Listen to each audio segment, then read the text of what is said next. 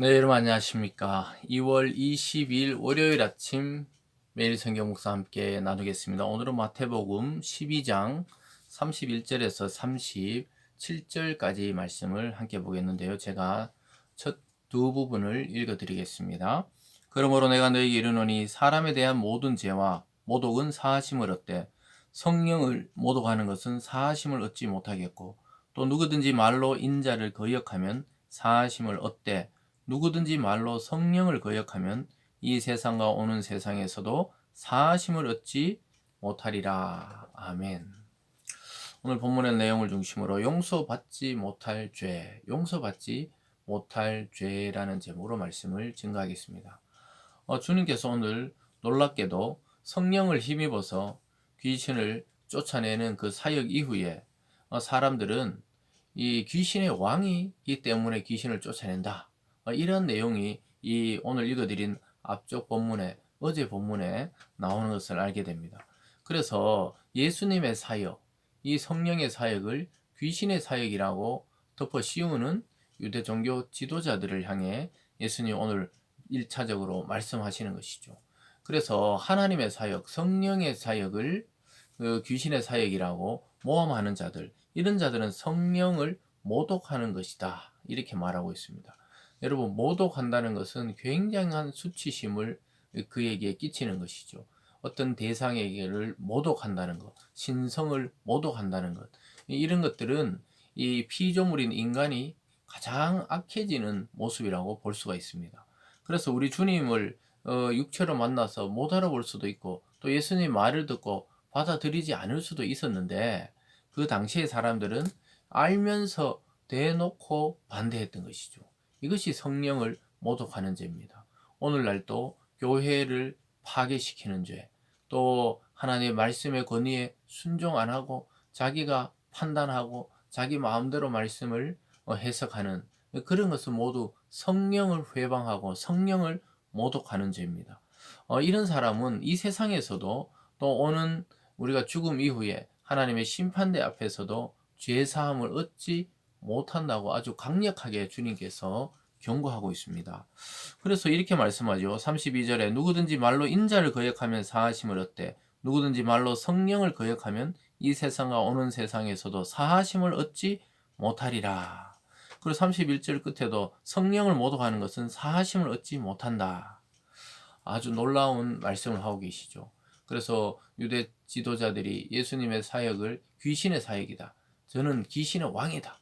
이렇게 모독한 것에 대해서 이어서 이야기하죠. 그래서 31절에 뭐 그러므로 그 앞에 모든 내용을 받는 것이죠. 그래서 어제 주일 본문에 보면 계속해서 예수님이 귀신을 쫓고 병든 자를 고치고 이런 전부 내용들을 저는 귀신의 왕 바알세불이기 때문에 귀신을 쫓아낸다. 그랬을 때 예수님은 어떻게 자기 집을 세우려고 하는 자가 자기 집을 무너뜨릴 수 있냐? 즉 귀신의 왕이라면 오히려 모든 사람에게 귀신이 들도록 하지. 왜 그 악한 영들과 귀신들이 떠나가도록 그렇게 명령하겠냐고 이야기하시면서 아주 무서운 심판의 말씀이죠. 성령을 모독하는 것이라는 거예요. 그 하나님의 일을 사탄의 일이라고 말하는 것은 완전히 하나님을 모욕하는 것이죠. 그래서 여러분, 우리가 교회를 다니면서 교회 안에서도 갈등이 있을 수 있고 성도 간에도 갈등이 있을 수 있죠. 그때 주의해야 되는 것은 우리가 이 공동체를 파괴한다. 또 상대방의 신앙에 실족해 한다. 이것은 성령을 모독하는 것이 됩니다.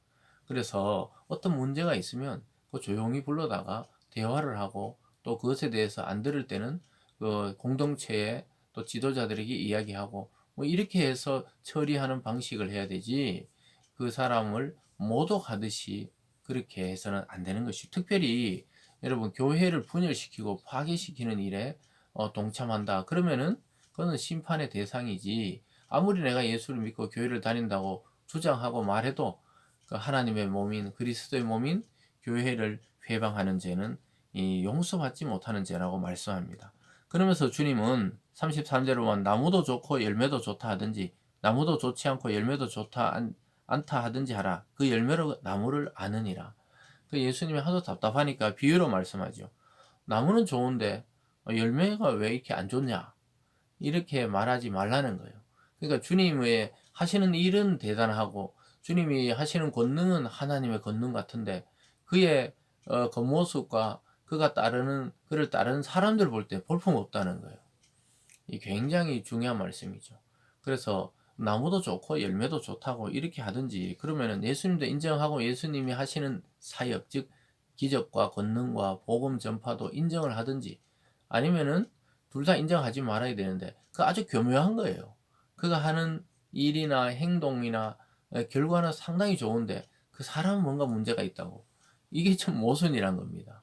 왜냐하면 그 사람에게서 그 결과적으로 그 행동이 나오기 때문이죠. 사과나무에서 결과적으로 사과가 열리고 배나무에서 결과적으로 배가 열리는 것이죠. 그래서 좋은 나무이시기 때문에 주님은 좋은 열매를 맺고 있다고 지적하고 있습니다. 그래서 성령의 사역을 귀신의 사역으로 모독하지 말라는 것이죠. 오늘 크게 두 번째로 보면은 그 모든 말과 마음의 생각들, 또 이런 것들이 다 하나님 앞에 심판때에 이르렀을 때 그게 다 하나님이 저울에 달아보듯이 말도, 행동만이 아니라 어떤 말도 하나님은 다 심판의 대상이라고 말합니다. 34절에 보면요, 독사의 자식들아 너희는 악하니 어떻게 선한 말을 할 수 있느냐, 이는 마음에 가당한 것을 입으로 말함이라. 그래서 그 바리새인과 지도자들에게 예수님은 독사의 자식들아, 상당한 이 욕이죠. 욕을 하는 거예요. 우리나라에도 뭐 많은 욕이 있지만 이 독사의 자식들아, 이 말은 굉장한 욕이죠. 그래서 그들에게 말하는 것이죠. 너희가 악하는 것은 왜 그러냐? 선한 마음이 없기 때문에. 마음에 가득하다는 거예요. 악한 것이 가득하니까 입으로 악함이 나온다는 거예요. 그 오히려 예수님을 귀신의 사이라고 이렇게 모함하는 자들, 그 마음속에 그냥 악한 영들이 자리 잡고 있는 거다, 이 말입니다. 그러면서 35절에 선한 사람은 그 쌓은 선에서 선을 내고 악한 사람은 그 쌓은 악에서 악한 것을 내느니라. 참 신기하죠. 어떤 사람은 만나면 늘 불편해요. 왜냐하면 그런 생각을 추구하고 있기 때문에 늘 불편해요. 어떤 사람은 우리가 만나면 늘 편해요. 어떤 우리 마음속의 이야기를 하고 싶어요. 그 어떤 대상에 상관없이 그렇다는 거예요. 왜냐? 그 사람 마음에 그런 것들을 받아들일 마음의 넓이가 있기 때문이죠. 그래서 우리가 마음의 말씀을 우리가 간직하고 생각에 하나님의 은혜를 간직하는 것이 그렇게 중요해요. 그런 사람하고 사람들은 만나고 싶어 하는 것이죠. 그러면서 주님은 말합니다. 36절에 내가 너에게 이르노니 사람이 무슨 무익한 말을 하든지 심판날에 이에 대해 신문을 받으리니 내 말로 의롭다함을 받고 내 말로 정죄함을 받는다. 말. 우리가 입에 지금 내뱉는 말, 어떤 사람에게 상대에게 하는 말, 하나님 다 기록하고 있다는 거예요. 그래서 심판날에 신문을 받는다. 너 왜 그런 말 했냐? 왜 사람 마음을 아프게 하고 고통스럽게 하고 의도적으로 악한 말을 하고 또 저 사람이 잘 못되도록 어떤 사람에게 나쁜 소문을 내고 이런 것들 전부 다 걸려든다는 거예요. 참 하나님은 모르실 것 같지만 다 알고 계시고 또 그런 것들이 있으면 빨리 회개하고 돌아서라고 기다리고 계시는 거지 몰라서 가만히 계시는 것이 아니라는 것이죠. 사랑하는 여러분, 오늘 말씀을 통해 우리가 일생을 살아가며 성령을 거스리는 죄를 범하지 마시기 바랍니다. 교회의 공동체를 분열시키고 또 성도를 신앙에서 멀어지게 시험 들게 하는 그런 말들과 행동들, 그런 것들을 조심해서 성령의 인도를 따라 오히려 타인을 돕고 위로하고 또 사랑을 베푸는 그러한 주님을 닮은 그러한 제자들 다 되시길 주님의 이름으로 축복합니다. 기도하겠습니다. 사랑의 하나님 아버지, 우리는 자꾸 악한 것에 관심이 가고 남을 모함하는 일에 귀가 더 열릴 때가 많이 있습니다. 하나님, 이러한 인간의 잘못된 본성을 주님 다스리게 하시고 말씀과 성령으로 우리를 깨끗게 하여 주셔서 사람을 살리는 주님과 같은 그런 사역에 동참하는 저희들 다 되게 하여 주시옵소서. 감사드리며 예수님 이름으로 기도드리옵나이다. 아멘.